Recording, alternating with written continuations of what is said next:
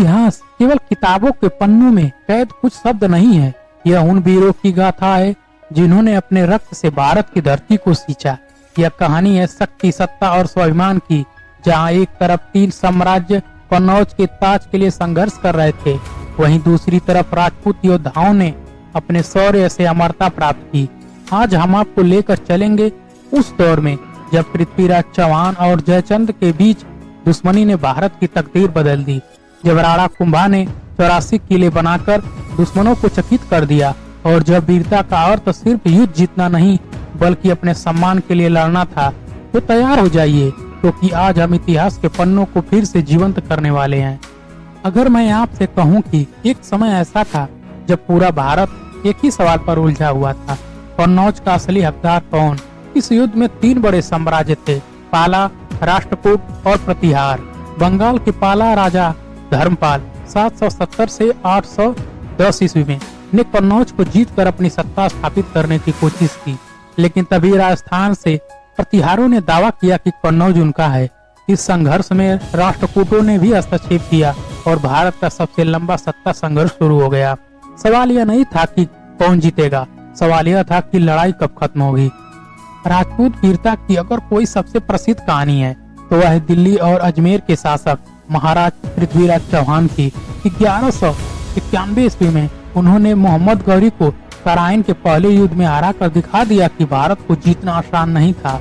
लेकिन 1192 ईस्वी में इतिहास ने करवट ली। इसी युद्ध में गौरी ने छल और विश्वासघात से जीत हासिल की। कहा जाता है कि पृथ्वीराज के ही दरबार से कुछ लोगों ने दुश्मन से हाथ मिला लिया था। अगर यह विश्वासघात नहीं होता तो शायद आज भारत का इतिहास कुछ और होता। इतिहास के सबसे विवादित पन्नों में से एक है कन्नौज के राजा जयचंद्र गढ़वाल। उन्हें अक्सर गद्दार कहा जाता है, लेकिन क्या वह सच में गद्दार थे या यह सिर्फ एक गलतफहमी थी?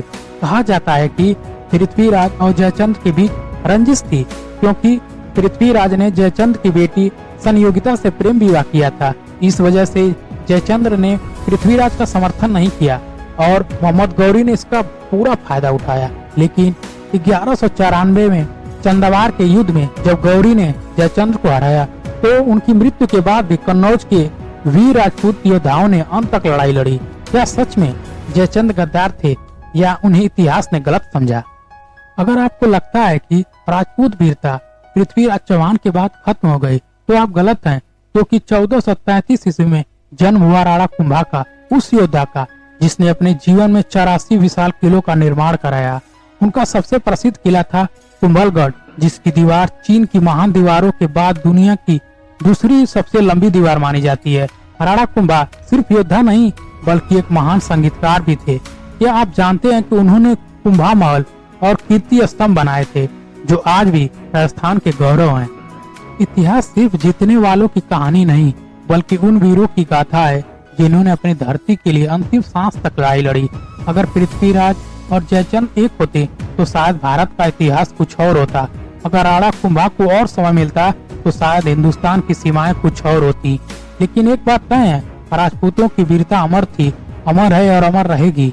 अगर आपको हमारी यह ऐतिहासिक गाथा पसंद आई तो वीडियो को लाइक करें, चैनल को सब्सक्राइब करें और कमेंट में बताएं कि अगला वीडियो किस वीर पर बनाना चाहिए। जय हिंद। क्योंकि इतिहास तब तक जीवित रहता है जब तक हम उसे याद रखते हैं।